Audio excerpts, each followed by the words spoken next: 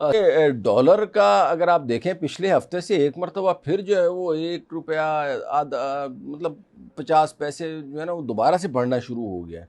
तो इसकी आपके ख्याल में क्या वजूहत हैं? मैं ये समझता हूँ कि देखें, जिस तरीके से निगरान हुकूमत को ये पैटर्नेज मिल रही है मुख्तदर हलकों की तरफ से और बाकी सारे इदारों की तरफ से, और जिस तरीके से उन्होंने रोकथाम की है स्मगलिंग की, मैं समझता हूँ, अब तो सिंपली मैं यही समझता हूँ, और जिस तरीके से तरसील आ रही है इनकी, और मेरा ख्याल है इसके बाद तो ये नाअहली के जुमरे में ही आएगा इनका। अगर आप देखेंगे रील के हिसाब से जो मेरी कैलकुलेशन है, वो ये कह रही है कि 260 रुपए से ऊपर आपका डॉलर नहीं होना चाहिए। तो मैं नहीं समझता, मेरा ख्याल है, मैं इसको यही कहूंगा, निगरान हुकूमत को थोड़ा सा ज्यादा इस पे अपने आप को मेरा ख्याल है इन्वॉल्व करना पड़ेगा, और प्राइम मिनिस्टर साहब मेरा ख्याल है खुद अब देखें। सर ये रीर और नीर ये सारे जो है ना वो पत्थरों के ज़माने की इस्तेलाहात हैं। Real effective exchange rate, nominal effective exchange rate. आजकल तो market determined exchange rate is the key, और सारी दुनिया में जो है ना वही चलता है। ये रीर नीर तो पुराने ज़माने की जो है ना वो बातें हैं। आप फिर वो 260 रुपये में उस रीर के मुताबिक जो है वो डॉलर बना के खड़े तो हमें दिला दें 260 रुपये में डॉलर अगर रीर के हिसाब से बनता है। तो इन चीज़ों को मेरे ख्याल में तो आप छोड़ें, आप इसहाक डार साहब से भी बात करें कि भाई ये रीर वीर नहीं है, असल में तो मार्केट डिटर्मिन्ड एक्सचेंज रेट है। तो लेकिन हमारे जो नाजरीन हैं उनको भी जो है वो ये डार साहब जो रीर को कैलकुलेट करते हैं उनका तरीका बताएं, ताकि हो सकता है वही इस तरीके को सीख कर जो है ना वो 260 में देना शुरू कर दें डॉलर। तो वो कभी नहीं कर सकेंगे।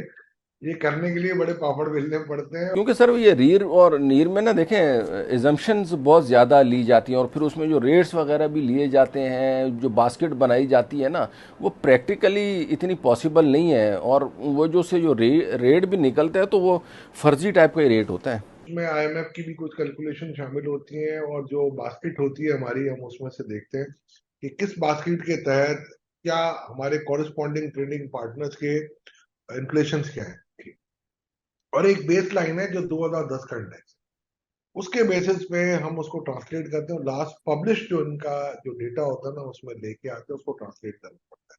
फिर हम अपनी एजम्पशन लेके आते हैं कि प्रोजेक्टेड आपका current account deficit, balance of payment का डेफिसिट किस तरीके से आता है, और उसको फिर हम देखते हुए इनफ्लोज और आउटफ्लोज को देख के एक पूरा मैथमेटिकल मॉडल है। उसमें मैं भी ये नहीं कह सकता कि हमारी टीम भी एक्यूरेट है। वही आपने जहां बात की कि जहां एग्जाम्पशन या प्रिजम्पशन आ गए, वहां nobody can claim to be an accurate calculation. तो आईएमएफ के पास है, वर्ल्ड बैंक के पास, नहीं नहीं, स्टेट बैंक आईएमएफ के पास है, और हमारी टीम भी डेवलप कर रही है। ये आपने देखा होगा, साहब डार साहब की जो बात करते हैं उनको ये पता है, वो इतने अरसे से रहे हैं फाइनेंस मिनिस्टर। तो साहब डार साहब जो भी बात करते हैं, मुझे तो ये बड़ा कभी यकीन है उनसे, और मैं उनको जानता हूँ, कभी भी वो इस किस्म की बात नहीं करेंगे जैसे आप समझ रहे हैं, हम समझते हैं। हाँ, जहां तक रहा सवाल उनके दावों का, तो उनका दावा ऐसे ही खोखला नहीं था। ये ब्लूमबर्ग की रिपोर्ट थी, और ब्लूमबर्ग के दो इकोनॉमिस्टों ने कैलकुलेट की थी, और 245 रुपए का उन्होंने बताया था कि डॉलर आपकी पैरिटी बन गई। अच्छा, मगर आप देखें, ये सिस्टम दरीफी देखें हमारे साथ, कि वो एक आर्टिकल छपा, आज आप मुझे ब्लूमबर्ग पे 15 साल पुराना आर्टिकल मिल सकता है, वो आर्टिकल आपको नजर नहीं आएगा। तो उनका मतलब क्या है कि जैसे ही हमारे लोगों को हमने कोई सच्चाई बताने की कोशिश की, हमने नहीं, थर्ड पार्टी ने जो बहुत ही क्रेडिबल है, तो वहां से उसको उड़वा दिया। आप भी जानते हैं, मैं भी बड़ी अच्छे तरीके से जानता हूं, जो टेक्निकल अगर बात की जाए कि इस वक्त अगर महंगाई हो रही तो उसकी बुनियादी वजह यह है कि रुपया कमज़ोर हो रहा है और डॉलर बढ़ रहा है। और डॉलर इस वजह से बढ़ रहा है कि दीगर अवामिल के साथ साथ जो मेन जो हमारा मसला है वो तकरीबन इस साल में $6 बिलियन का फाइनेंसिंग का गैप है। बल्कि इससे ज़्यादा का जो दिसंबर तक की मैं बात कर रहा हूँ, फिर उससे अगले साल फिर तकरीबन 24-25 बिलियन का जो है वो फाइनेंसिंग का गैप है। मुझे सिर्फ इतना बता दें कि मियाँ साहब जो है वो फाइनेंसिंग का गैप कैसे पूरा करेंगे, कौन कौन से किसी मुल्कों से लाएंगे या खुद कुछ इन्वेस्टमेंट करेंगे, क्या करेंगे, ये फाइनेंसिंग गैप का बता दें बस। मुझे आपसे पूछना चाहिए कि आप बताएं कि क्यों ना हो ये। देखिए, इससे पिछले साल लोग कहते थे 35 अरब का, ये साल में जो चल रहा है 35 अरब का गैप है, पूरा हो रहा है ना। उससे ये तो आपको पता है कि रिकरिंग होती हैं चीजें। अभी तो इस हुकूमत ने, आपने देखा होगा कि जो शॉर्ट टर्म डेट्स है उसको अट्रैक्ट नहीं किए। जो हमने 1 अरब डॉलर या 500 मिलियन मिलियन डॉलर के जो हमने पेमेंटें की थी शॉर्ट टर्म लोन्स की, वो आज आप रोल ओवर ड्यू कर सकते हैं। बट आज आपकी मार्केट इतनी अच्छी नहीं है कि आपको जरूरत पड़े और आप लें। बट माइंडफुल रहेंगे कि ये रिकरिंग चीजें होती हैं, आती जाती हैं।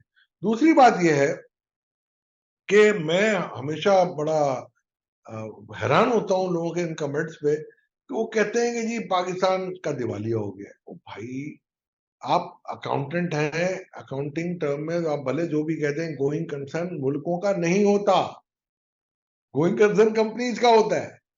और वो भी उस वक्त होता है जब लाइबिलिटीज आपकी एसेट से बढ़ जाती हैं या आप रिकरिंग लॉसेस कर रहे होते हैं।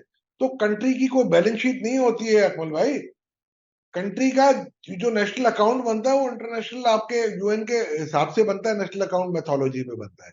बट हैविंग सेड दिस, आपको जरूर आपको कोशिश करनी चाहिए कि आपका करंट अकाउंट सरप्लस आए। और वो कैसे आए? कि आपकी एफडीआई होनी चाहिए, और उन चीजों में एफडीआई आनी चाहिए कि जो एक्सपोर्टेबल सरप्लस से आपकी है। आपने देखा होगा कि during the last period of the previous government, यानी ये जो कोलिजन गवर्नमेंट थी पीडीएम की प्लस पीपल्स पार्टी, एक एसआईएफसी बनाई गई है। और वही एसआईएफसी अब काम कर रही है। देखिए, इस एसआईएफसी के अंदर काफी आपकी डेवलपमेंट हो चुकी है और रोड शोज भी हो चुके हैं।